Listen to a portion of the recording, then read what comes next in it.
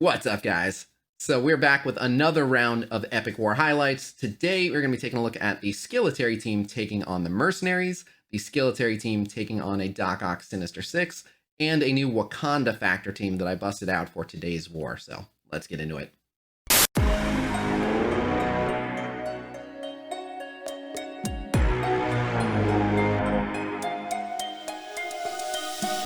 All right, so first we're going to take a look at the Skill Military team taking on the Mercenaries. And as you can see, the hanger is still up for the Skill Military team. It's an ever so slight punch up, and this is not the Shuri version of the Mercenaries, which, side note, don't run Shuri on the Mercenaries. They're just objectively a worse version of the Mercenary team. All right, so the Mercenaries are going to get to go first here, and Red Guardian is always going to absorb one of the blinds because they have to target him. However, it's really unfortunate that Yelena got blinded here, although it is fortunate that only Yelena additionally got blinded here. But not being able to use her Disrupt on the first turn basically delays her entire combo by a full rotation, which is very unfortunate because basically her second ability that you're going to use typically on her second turn if she's not blind is just going to do an incredible amount of damage to this team. But so Killmonger steals the 2-turn defense up for the entire team off Riot Guard, and then the Merc Soldier special steals some deflects and puts some bleeds down. In watching this back, I wish I'd used the Punisher special here because it would have stolen deflect for the entire team.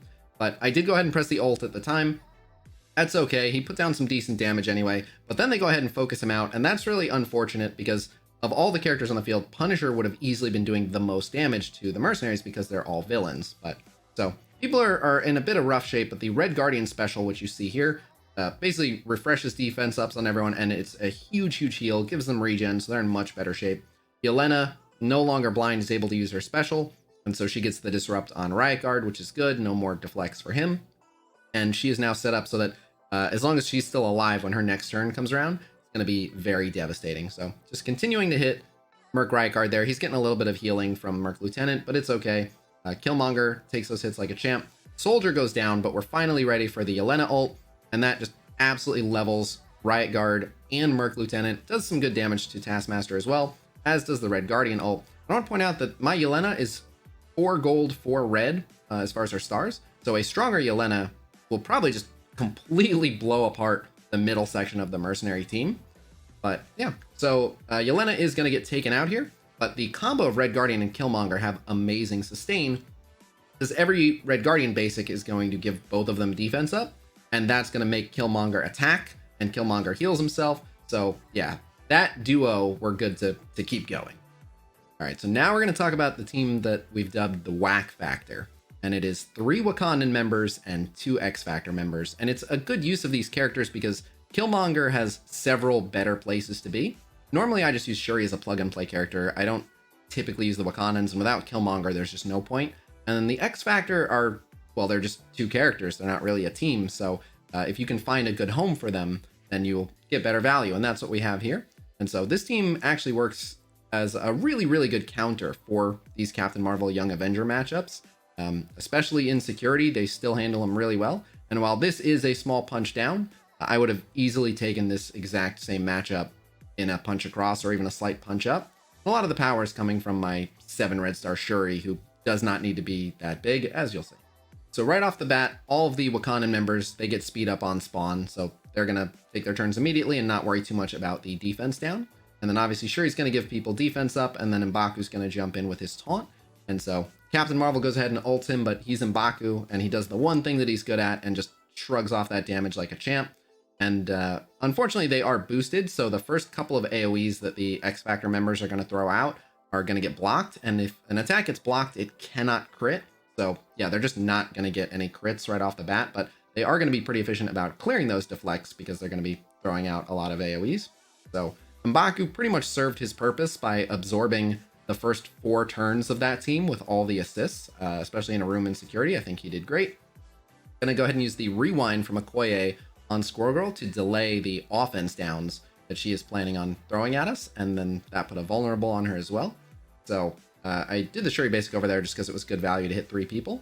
And yeah, as you'll see here, I tried to get a defense down on Miss Marvel because you want to take her out first. But I see an opportunity to basically snipe the Squirrel Girl with the long shot ult. And so if you can get Squirrel Girl out of the way first, that's even better. A lot of times you'll get redirected by Miss Marvel, but yeah, you want to take Squirrel Girl out immediately after Ms. Marvel anyway. So by sniping Squirrel Girl, yeah, we should be home free. So as you can see, Shuri does not need to be as big as she is, which is misrepresenting the way these teams are actually balanced. You know, Shuri, it would be fine if Shuri was nearly dead there. Like, she has this heal available. She's basically just stalling, but Wakanda was just there to get the X-Factor characters spun up, and they're already good to go. M'Baku absorbed enough damage, so now it's just letting the X-Factor characters put the damage out.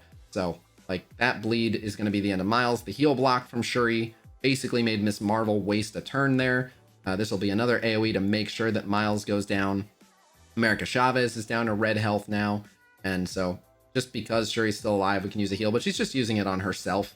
X-Factor is fine by this point, so Shatterstar takes out Miss Marvel there, and then obviously we'll go ahead and take her out with Longshot. And so again, having a heal block here, if we need it from Shuri, is nice, but it's fine. This was just a really good opportunity to use characters that otherwise, like most wars, I tend not to use these characters because they're just incomplete teams that don't counter things particularly well. But I saw an opportunity in this war to assemble the Wak-Factor and just crush a Captain Marvel Young Avengers, and yeah, it worked out great.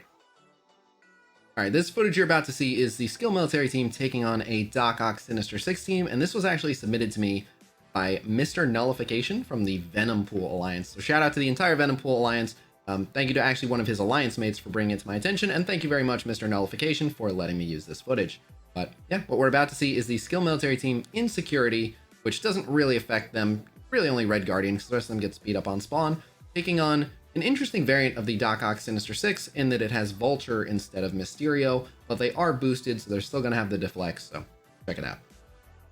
Now, what makes this match interesting is that, in particular, the Punisher on this team is really, really big. But so, the Yelena Disrupt on Doc Ock is good because it's going to prevent him from generating additional deflects, which he does when enemies take turns. Vulture goes right away, but is forced to hit Red Guardian, so just gets a slow on Killmonger, who already went. And then that's a basic from Merc Soldier, which is interesting, but look at the Punisher damage with Striker ISO.